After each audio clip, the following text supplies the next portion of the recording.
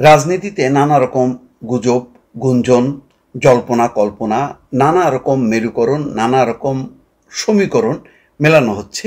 কি হতে যাচ্ছে, সামনে কি হবে, এই অবস্থার মধ্যে গত শনিবার জামাত নেতারা সেনা প্রধান জেনারেল ওয়াকারুজ্জামানের সঙ্গে বৈঠক করেছেন। কেন বৈঠক করেছেন তার বিস্তারিত জানা যায়নি, তবে খুবই সিগনিফিক্যান্ট কয়েকটা বিষয় জানা গেছে। সেটি হচ্ছে শনিবার প্রধান উপদেষ্টা ডক্টর মোহাম্মদ ইউনূসের সঙ্গে বৈঠকের পরই জামাত নেতারা ছুটে গেছেন সেনাপ্রধান ওয়াকারুজ্জামানের কাছে। এখন প্রশ্ন হচ্ছে যে জামাত নেতারা নিজে থেকেই কি দেখা করতে চেয়েছেন, নাকি আগে থেকেই কথা ছিল যে ডক্টর মোহাম্মদ ইউনূসের সঙ্গে কি কথা হয় বা কি পরিস্থিতি, সেই পরিস্থিতি কি জানানোর জন্যই জামাত নেতারা গেছেন? এইভাবেই কি ঠিক ছিল, নাকি হঠাৎ করে এমন কোনো পরিস্থিতি তৈরি হলো যে জামাত নেতারা জরুরিভাবে সেখানে গেলেন? অথবা সেনাপ্রধানের পক্ষ থেকে বা সেনাপ্রধান নিজে কি ডেকেছিলেন? এই উত্তরগুলো কিন্তু পাওয়া যাচ্ছে না। অথবা ডক্টর মোহাম্মদ ইউনূস তিনি কি পাঠিয়েছিলেন কিছু বার্তা দেওয়ার জন্য? জামাতের আগে কিন্তু বিএনপির সাথে প্রথম বৈঠক হয়, তারপর জামাত নেতারা। ফলে বিএনপির কি মনোভাব আর ডক্টর মোহাম্মদ ইউনূস কি বলছেন তার মাঝখানে অনেকটা কি বলে মধ্যস্থতার ভূমিকা ছিল জামাতের। এবং গত কয়েকদিন থেকেই এই সংকটের সময় জামাত নেতাদেরকে বা জামাত ইসলাম তারা এক ধরনের মধ্যস্থতা, এক ধরনের মুরব্বিয়ানা অথবা অভিভাবকের মতন তারা তাদের কার্যক্রমটা অব্যাহত রেখেছে। অর্থাৎ কোনো পক্ষে না গিয়ে একটা সমঝোতা পরিবেশ তৈরি করার জন্য তারা চেষ্টা চালিয়ে যাচ্ছেন। কোন বার্তা নিয়ে গেলেন ওই বৈঠক থেকে?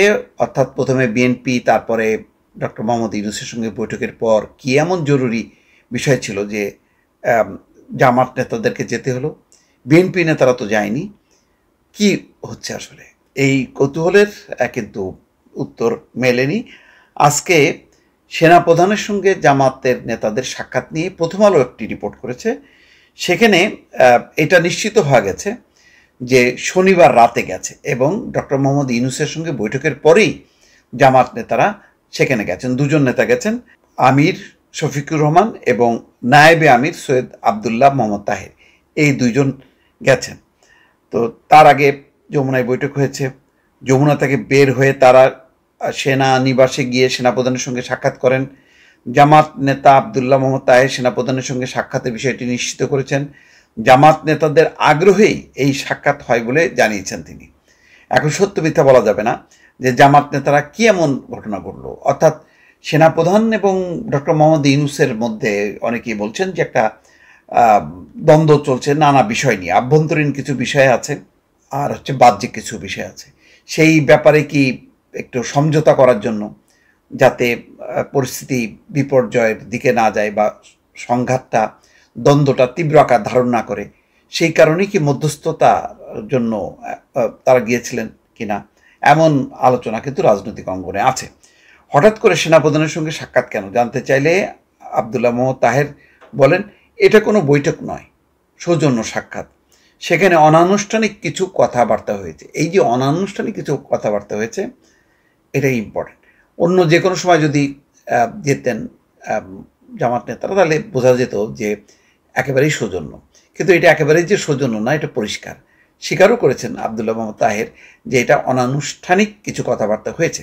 তার মানে প্রথমে বিএনপির সাথে বৈঠক, তারপর ডক্টর মোহাম্মদ ইউনূসের সাথে বৈঠকের পর তারা যখন গেছেন, নিশ্চয়ই ওই বৈঠকের কিছু বার্তা বা কিছু বিষয় উপস্থাপনের জন্য সেনাপ্রধানকে হয়তো অবহিত করার জন্য গেছেন, অথবা সেনাপ্রধান ডেকেছেন যে এই পরিস্থিতিতে আসলে মানে কি করা উচিত বা কি আলোচনা হচ্ছে সেটা জানার জন্য হয়তো হইতে পারে।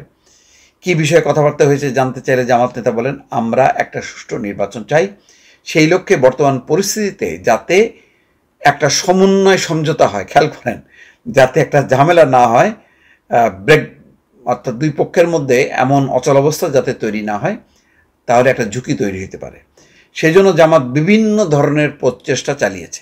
আকার ইঙ্গিতে কিন্তু বলেই দিচ্ছেন যে তারা একটা সমন্বয় সমঝোতা করার চেষ্টা করছে, অর্থাৎ এক ধরনের সালিশি কর্মকাণ্ড আর কি।